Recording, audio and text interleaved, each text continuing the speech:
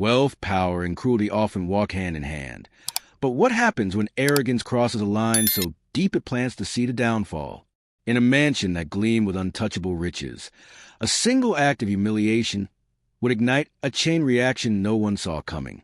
The rich boy thought his privilege gave him the right to degrade a black maid, forcing her to crawl like an animal for his amusement.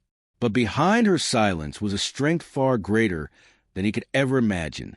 The very next day, the empire his family had built over decades would begin to collapse, piece by piece, at her hands. The estate was a world of marble floors, endless chandeliers, and manicured gardens that stretched beyond the horizon. To outsiders, it was a symbol of success, a $330 million empire built on prestige and generational wealth. But behind the gilded gates, power had bred something darker: entitlement, arrogance, and cruelty that thrived in silence.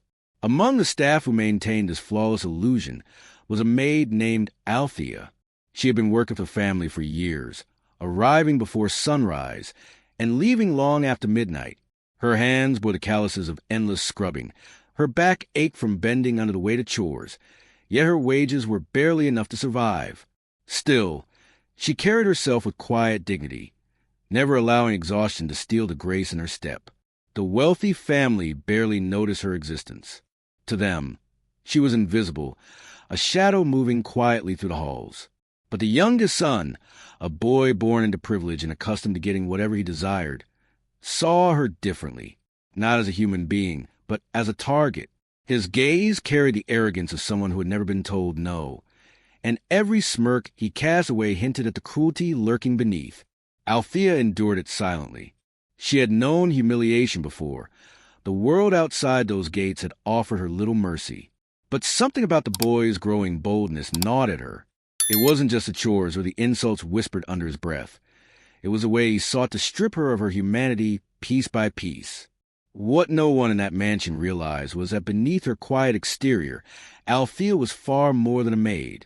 She carried with her not just resilience, but the knowledge and connections that could one day unravel everything this family had built. Days inside the mansion followed the same rhythm. Polished silverware, dusted banisters, floors that gleamed like mirrors. Yet under the surface of luxury, a quiet cruelty grew louder. The boy's taunts, at first subtle, began to sharpen. He would leave messes deliberately, just to watch her clean them up. He would spill wine on priceless rugs and laugh when she scrambled to remove the stain. Each action was designed to remind her that in his world, she was less than human. The other staff saw it, but looked away. They had learned long ago that challenging the family meant losing everything. And so, silence became their shield, even as Althea endured the boy's escalating cruelty.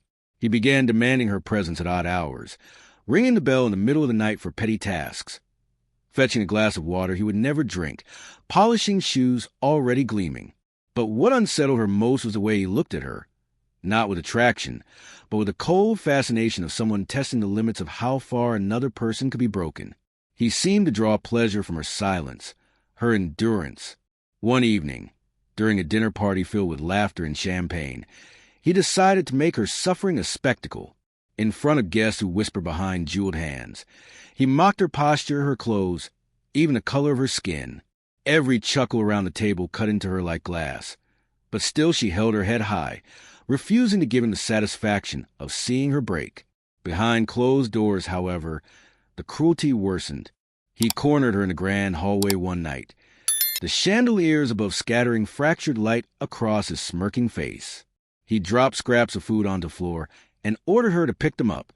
When she hesitated, his voice turned sharp, dripping with venom, and though she obeyed, her hands trembled, not from fear, but from the weight of fury pressing against her chest.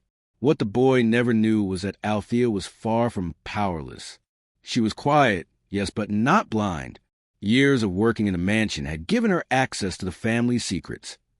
Overheard phone calls, documents carelessly left in offices she was asked to clean, coded whispers about financial dealings that skirted the edge of legality. She had watched, she had listened, and she had pieced together a map of corruption that reached far deeper than anyone outside the gilded gates could imagine. Her silence was not submission. It was calculation. She knew that striking too soon would only destroy her, but waiting until the right moment, could bring the entire empire crashing down. Every insult she endured, every humiliation, was another stone in the foundation of her resolve. And when the boy forced her into the cruelest humiliation yet, an act so demeaning it stripped away the last fragments of her tolerance, Althea's quiet plan shifted into motion. For him, it was just another show of power. For her, it was a spark that would ignite the firestorm destined to consume everything his family thought was untouchable.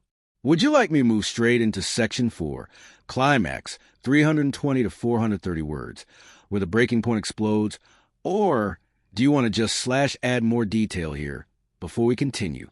The night that changed everything began with glittering chandeliers and music echoing across the ballroom. The family hosted another extravagant gala, one of many meant to flaunt their wealth to investors and partners. Guests in tailored suits and glittering gowns filled the hall, glasses raised in endless toasts. For Althea, it was another night of silent servitude, circling the tables, refilling glasses, and remaining invisible in plain sight. But then, the boy made his move. Drunk on arrogance and surrounded by his peers, he called her forward. The laughter around him carried the sharpness of knives. With a smirk, he dropped the silver spoon onto the polished marble floor and told her to crawl for it.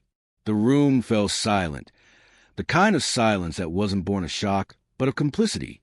Every eye watched, some with discomfort, others with cruel amusement, but not a single voice rose in her defense.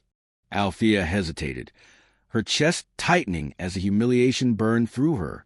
The boy leaned back in his chair, legs crossed, a cruel grin painted across his face. Then, with deliberate cruelty, he tossed another spoon, and then another, scattering them like scraps before a starving dog. His voice rang through the hall, mocking her worth, daring her to crawl. And so, under the weight of every gaze, she lowered herself onto the cold floor. The marble chilled her palms as she moved, her back bent, her dignity tested in ways most could not endure. The boy laughed. His friends joined in, and in that moment, the boy believed he had won. But he had not seen the fire in her eyes. Althea's body crawled, but her spirit did not bow. Each step she took was not surrender. It was the sealing of a promise. That night, as she rose from the floor, something inside her shifted permanently. She had endured the last act of cruelty. What none of them realized was that the maid they mocked now held the power to dismantle them. For years, she had gathered their secrets, and within her grasp lay the tools to tear their empire apart. The family's wealth, their reputation, their legacy, all that was about to unravel, beginning with the boy who forced her to crawl like an animal. By the following morning, the mansion's polished perfection began to crack. Documents were missing. Confidential files once hidden in locked cabinets had found their way into the hands of investigative journalists. Whispers of fraud, money laundering, and bribery began circulating through news outlets with alarming speed. The very secrets Althea had quietly collected for years were finally unleashed. At first, the family dismissed it as gossip, but then came the headlines. Their $330 million empire, once untouchable, was under investigation. Business partners pulled out of contracts, banks froze accounts, and government officials demanded answers. What had taken generations to build began collapsing in mere days. Inside the mansion, chaos replaced arrogance. The boy who once smirked at her from behind crystal glasses now hid in shame as his family's name became a curse whispered across the city. Their investors abandoned them. Their friends distanced themselves, and the lavish party stopped as quickly as they had begun. The empire was not just crumbling, it was imploding. And through it all, Althea walked with the same quiet dignity she always had. She did not shout, she did not gloat, she did not need to. Her silence was its own kind of power, louder than any word she could have spoken. She had taken their humiliation and turned it into their undoing.